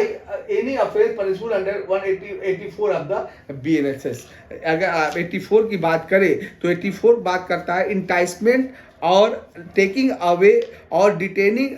with criminal intent a married women, यानी कि अगर कोई व्यक्ति किसी और की पत्नी को इंटाइस करता है बहला फुसला कर, या उसे अलग करता है या उसे डिटेन करता है, इस आशय के साथ उसके क्रिमिनल इंटेंट है, तो ऐसी स्थिति में उसका पति जो है वो एग्रीव पार्टी होगा और वो पति जो ही उसका पति को ही जो है वाद लाने का अधिकार दिया गया है,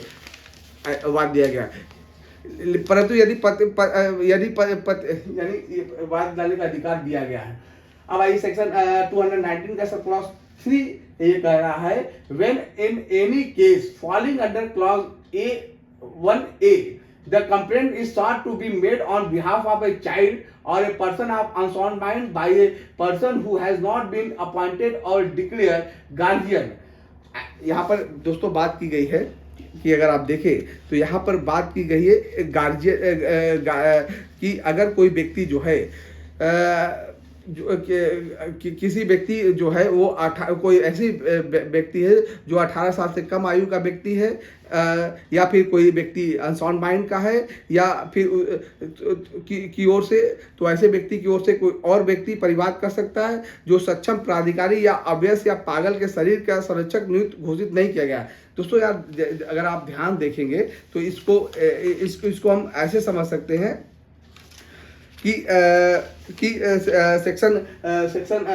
219 का सब क्लॉज 3 ये कहता है कि अगर मामला क्लॉज 1 से संबंधित है, इससे मामला क्लॉज 1 से संबंधित है, और क्लॉज ए कहा गया है कि ऐसा व्यक्ति जो 18 साल से कम है, या मेंटली या फिजिकली डिसेबल्ड है, या प्रदानशील स्त्री है, या सिक या इन्फॉर्मिटी के कारण वो खुद बात नहीं ला सकता है, और उसका कोई गार्जियन किसी कॉम्पिटेंट अथॉरिटी द्वारा नियुक्त नहीं किया गया है। देखिए अगर कोई उसका गार्जियन नियुक्त नहीं है तो ऐसी स्थिति में तो उसके ब्याह पर कोई और व्यक्ति जो है वो वाद ला सकता है। यानी कि सेक्शन 219 का सब क्लॉज 3 कहता है कि कोई भी व्यक्ति वाद ला सकता है, लेकिन अगर उस व्यक्ति का कोई कॉम्पिटेंट अथॉरिटी ने गार्जियन नियुक्त नहीं किया है तो कोई भी वाद ला सकता है। लेकिन अगर गार्जियन कोई नियुक्त हुआ है, मान लीजिए कोई कोर्ट के द्वारा जो है कोई गार्जियन किसी व्यक्ति को ऐसे व्यक्ति के लिए कोई, यानी कि अगर माइनर व्यक्ति है उसका कोई गार्जियन नियुक्त हुआ है, या फिर अनसाउंड माइंड व्यक्ति का कोई गार्जियन कोर्ट के द्वारा नियुक्त किया गया है, तो ऐसी स्थिति में किसी अन्य व्यक्ति को वाद लाने कोई अन्य व्यक्ति वाद लाना चाहता है तो सबसे पहले कोर्ट जो है वो गार्जियन से पूछेगी और उसे उचित समय देगी कि क्यों नहीं वो वाद ला रहा है, यानी गार्जियन क्यों नहीं वाद ला रहा है, इस बात की तसल्ली कोर्ट करेगी। और अगर गार्जियन प्रॉपर एक्सक्यूज दे देता है तब कोई और व्यक्ति जो है वो कंप्लेंट दायर कर सकता है। यानी कि गार्जियन को प्रॉपर अपॉर्चुनिटी दी जाएगी ये बताने के लिए कि क्यों नहीं वो खुद उन लोग के बिहाफ पर वाद ला रहा है, क्यों दूसरा व्यक्ति क्यों वाद लाना चाहता है। ठीक है, और अगर गार्जियन सफिशिएंट रीजन बता देता है तो कोई दूसरे व्यक्ति के कंप्लेंट पर भी इन लोगों का जो है वो बातें कोर्ट सुन लेगी। 219 का सब क्लास 4 ये कहता है the authorisation referred in class 1B। यहाँ पर जो अथराइजेशन की बात की गई, जब आर्म फोर्सेस की बात की गई थी, जब वो छुट्टी के कारण वो स्वयं नहीं आ पा रहा है, तो ऐसे व्यक्ति में अगर पति ने किसी व्यक्ति को अथराइज किया है कि अपनी पत्नी के खिलाफ वाद दायर कर सकता है, तो उसकी बात की गई है कि जो अथराइजेशन होगा शैल बी इन राइटिंग,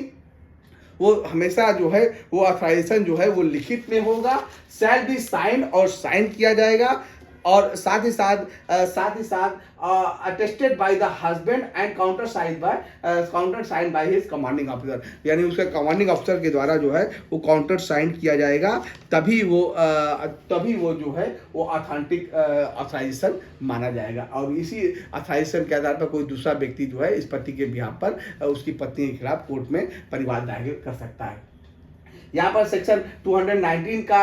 5 जो है वो ये कहता है कि सब क्लॉज 4 के बारे में बताता है, any document compliance with section 4 में अगर कोई डॉक्यूमेंट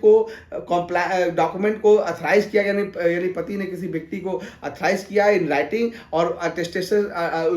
या अटेस्ट किया है, या counter sign by his commanding officer के द्वारा अगर ऐसा डॉक्यूमेंट कोर्ट में सबमिट किया जाता है, तो साइन अनलेस दैट जब तक कि कंट्रेरी प्रूव ना हो जाए be proved to a genuine, वो कागज जो है डॉक्यूमेंट जो है जेन्युइन माना जाएगा, and shall be receive in evidence, और एविडेंस में जो है उसे कोर्ट में लाया जा सकता है। यानी कि जब तक कि कंट्रेरी प्रूव ना कर दिया जाए, तब तक पति के द्वारा जो भी साइन किया गया जो डॉक्यूमेंट है, जिसको कि उसका कमांडिंग ऑफिसर जो है वो अटेस्ट किया है, उस डॉक्यूमेंट को ही ओरिजिनल डॉक्यूमेंट माना जाएगा। और मान लिया जाएगा, कोर्ट प्रिज्यूम कर लेगी कि ये डॉक्यूमेंट ओरिजिनल है, जब तक कि इसके कंट्रेरी प्रूव ना हो जाए। कोई दूसरा पक्षकार जब तक इसके अगेंस्ट कोई साक्ष्य ना दे दे, तब तक उसी डॉक्यूमेंट को ओरिजिनल डॉक्यूमेंट माना जाएगा। ये सेक्शन 219 का सब क्लॉज 5 ये कहता है। 219 का सब क्लॉज 6 ये कहता है, no court shall take cognizance of an offence under section 64 of the BNS. 64 अगर आप बात करें तो 64 talks about the punishment for rape, यानी कि अगर कोई रेप का अपराध, रेप के पनिशमेंट के संबंधित कोई अपराध है, तो ऐसी स्थिति में कोई भी कोर्ट जो है वो कॉग्निजेंस तब तक नहीं लेगी where such offence consist of a sexual intercourse by a man with his own wife, the wife is being the age of 18 years of age। अगर पत्नी की उम्र, कोई पति ने अपनी पत्नी के साथ इंटरकोर्स किया है और उस पत्नी की उम्र अगर 18 साल से कम है, तो ऐसी स्थिति में यहाँ पर बात की गई है, if more than 1 year has left from the date of commission of the offence, यानी कि अगर कोई माइनर पत्नी है जिसकी उम्र 18 साल से कम है, लॉ ये कहती है कि अगर कोई व्यक्ति 18 साल से कम की अपनी पत्नी के साथ सेक्सुअल इंटरकोर्स करता है, यानी कि उसकी सहमति भी है, चाहे सहमति के साथ या सहमति के अगेंस्ट, सहमति कोई मायने नहीं रखती है, वो अब रेप का विक्टिम, जो रेप का एक्यूज माना जाएगा अगर पति ने 18 साल से कम अपनी पत्नी के साथ कोई इंटरकोर्स किया है। और ऐसी स्थिति में अगर ऐसा अपराध है तो ऐसा अपराध के लिए परिवार जो है वो पत्नी ही लाएगी, लेकिन शर्त यह है कि ये पत्नी जो है इस अपराध के कमीशन से साल भर के भीतर, जिस दिन अपराध हुआ है उस दिन से लेकर साल भर के भीतर जो है वो उसे कोर्ट में कंप्लेंट दायर करनी पड़ेगी। साल भर के बाद उसे कोर्ट में जाने की अनुमति नहीं दी जाएगी। तो यहाँ पर सेक्शन 219 का सब क्लॉज 6 ये कहता है कि पत्नी जो है अपने पति के खिलाफ, अगर उसकी उम्र 18 साल से कम है और उसके साथ इंटरकोर्स करता है पति, तो ऐसी स्थिति में परिवार दाखिल कर सकती है, लेकिन वो परिवार 1 साल के भीतर ही, कमीशन ऑफ द ऑफेंस के 1 साल के भीतर ही दाखिल किया जाना चाहिए। सेक्शन 219 का सेक्शन क्लॉज 7 ये कहता है, the provision of this section apply to the abetment और अटेम्प्ट टू कमिट और offence as the apply the, जो उपरोक्त ऑफेंस का यदि कोई अटेम्प्ट किया जा रहा है या अबेटमेंट किया जा रहा है या कोई कमिट करने की कोशिश की जा रही है, तब भी कोर्ट जो है वो कॉग्निजेंस ले सकती है यदि रिटर्न एप्लीकेशन दिया जाए। तो ये कुल मिला के सेक्शन 219 जो है वो prosecution for the offence against marriage की बात करता है। अब आइए देखते हैं सेक्शन 220 बात करता है prosecution of the offences under section 85 of the BNS. Section 85 को अगर आप देखें तो section 85 talks about the husband और relative of husband of a women subjecting to her cruelty, यानी कि 498 जो है सीआरपीसी की धारा 498A की बात यहाँ पर की गई है 85 में। No court shall take cognizance of an offence punishable under section 85 of the BNSS except upon a police report of the fact which constitutes such offence, यानी कि और upon a complaint made by the person aggrieved by the offence। अगर आप देखें साफ साफ section कह रहा है कि अगर कोई भी 85 जो कि क्रूरटी बाय द हस्बैंड और हिज रिलेटिव है against the women, married women के खिलाफ अगर 85 का मामला बनता है, तो ऐसी स्थिति में कोर्ट जो है सू मोटो कॉग्निजेंस नहीं लेगी, बल्कि कॉग्निजेंस तभी लेगी जब कोई पुलिस रिपोर्ट आ जाए इस संबंध में, या फिर एग्रीव पार्टी, यानी कि वो पत्नी जो है वो परिवार दाखिल कर सकती है। लेकिन अगर पत्नी जो है अगर पत्नी है तो परिवार पत्नी के बिहार पर उसके पिता, उसकी माता, उसके भाई, उसकी बहन या फिर उसकी सिस्टर और with the leave of the court by any, court के परमिशन से, by any person related to her by marriage, blood and adoption, यानी कि इन तमाम व्यक्ति को ये राइट दिया गया, उसके रिलेटिव्स को, पत्नी के रिलेटिव को राइट दिया गया, पिता माता भाई बहन पुत्र पुत्री या ब्लड से रिलेटिव या एडॉप्टर से रिलेटेड, ऐसे सभी व्यक्तियों को राइट दिया गया वो पत्नी के बिहाफ पर जो है वो सेक्शन 220 में 85 के ऑफेंस के लिए वाद दायर कर सकते हैं। अब आइए section 221 cognizance of offence. No court shall take cognizance of an offence punishable under section 67 of the BNS where the person are in marital relation except prima facie satisfaction of the facts. यानी कि अगर आप इस चीज़ को देखें, section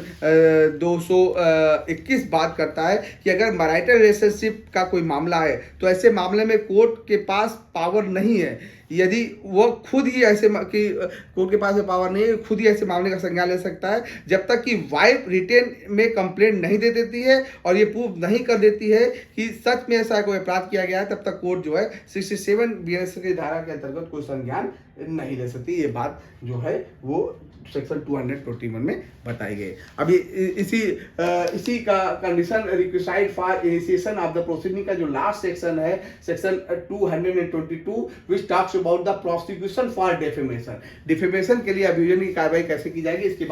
इसके बारे में सेक्शन 222 कहता है। ये बहुत इंपॉर्टेंट सेक्शन है दोस्तों, ज्यादातर पीसीजे के हिसाब से तमाम क्वेश्चन बनते हैं, इसको ध्यान से देखिएगा। No court shall take cognizance of an offence punishable under 356 of the BNS. 356 BNS जो है टॉक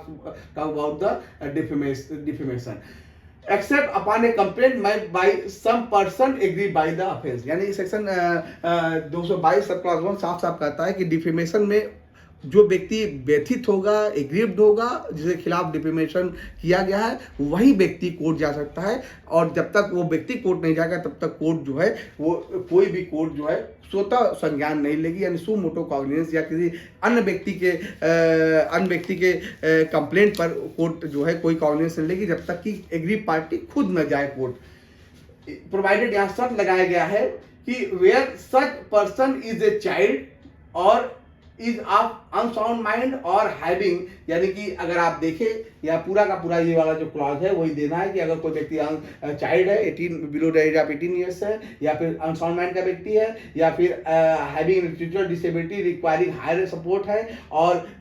इज फॉर सिकनेस गंभीर रूप से बीमार है और गंभीर रूप से कमजोर है और जिसके कारण वो कंप्लेंट दाखिल नहीं किया जा सकता है, या वीमेन है जो कि पर्दानशीन है। तो इन तमाम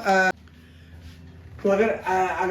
ऐसा व्यक्ति है तो ऐसे व्यक्ति के बिहाफ पर जो है कोई और व्यक्ति जो है वो कोर्ट जा सकता है और उसके परिवार को कोर्ट सुन सकती है। जहाँ पर कि ऐसा व्यक्ति जो है वो ये 18 साल से कम का है या अनसाउंड माइंड का है या स्टिक का है, अगर ऐसे व्यक्ति के खिलाफ कोई मानहानि होती है तो उसके बिहार पर कोई दूसरा व्यक्ति कोर्ट जा सकता है। सेक्शन 222 का सब क्लॉज 2 ये कहता है कि notwithstanding anything contained in this section Samhita when any offence falling under section 356 of the BNS, यानी मानहानि ऐसे व्यक्ति का हुआ है is alleged to have been committed against a person who at the time of such commission is president of India, Bharat का राष्ट्रपति है और वाइस प्रेसिडेंट ऑफ इंडिया है और गवर्नर ऑफ द स्टेट है और administration of the United territory है या मिनिस्टर ऑफ यूनियन है और मिनिस्टर ऑफ द स्टेट्स है। तो ऐसे स्थिति में जो यानी कि अगर ये जो व्यक्ति है वो व्यक्ति जो है वो तमाम हायर पोस्ट पर अगर वो व्यक्ति है तो ऐसी स्थिति में जो है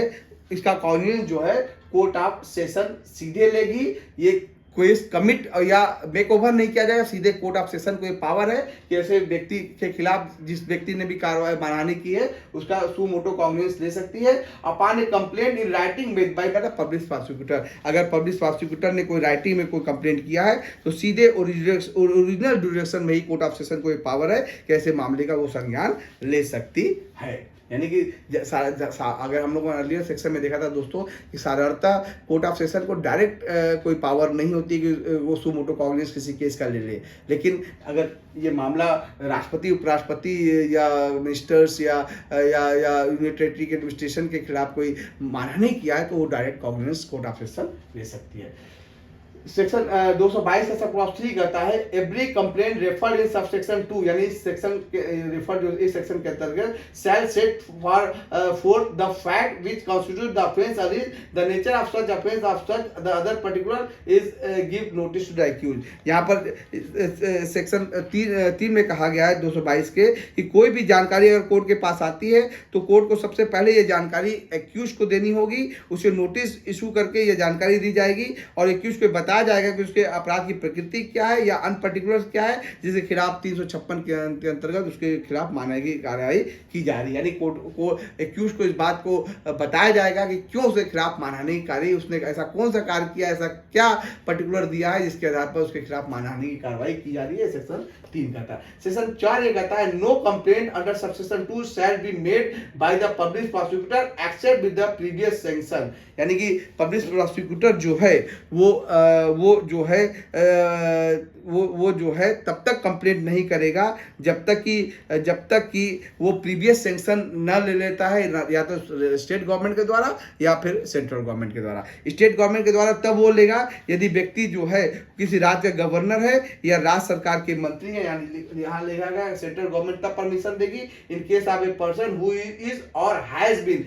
और गवर्नर, ऐसा व्यक्ति जो गवर्नर है या रह चुका है ऑफ दैट स्टेट और ए मिनिस्टर ऑफ दैट गवर्नमेंट, यानी गवर्नमेंट संघ सरकार का वो मंत्री है तो इसके खिलाफ में स्टेट गवर्नमेंट परमिशन देगी प्रोसिक्यूटर को कि वो मामला चलाए मानहानि का, या इन case of any other public servant employed in connection with the affair of the state, या कोई और व्यक्ति जो है जो राज्य के मामले से संबंधित है, ऐसी स्थिति में स्टेट गवर्नमेंट देगी, और उत्प्रोत के अतिरिक्त मामले में जो है वो सेंट्रल गवर्नमेंट परमिशन देगी इन एनी अदर केसेस, तब वो जो है पब्लिक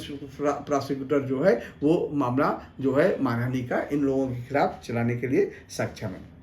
सेक्शन 5 कह रहा है no court of session shall take a cognizance of an offence under section 2 unless the complaint is made with in 6 month from the date of which the offence is alleged to been करिए। यानी जिस वक्त मानहानि की कार्रवाई की जाए उस दिन से लेकर 6 महीने के भीतर ही मानहानि की कार्रवाई के लिए अगर मामला कोर्ट में लाया जाएगा तभी वो मामला मेंटेनेबल होगा, अदरवाइज जो है वो 6 महीने के बाद जो है वो कंप्लेंट जो है दाखिल नहीं किया जा सकता है।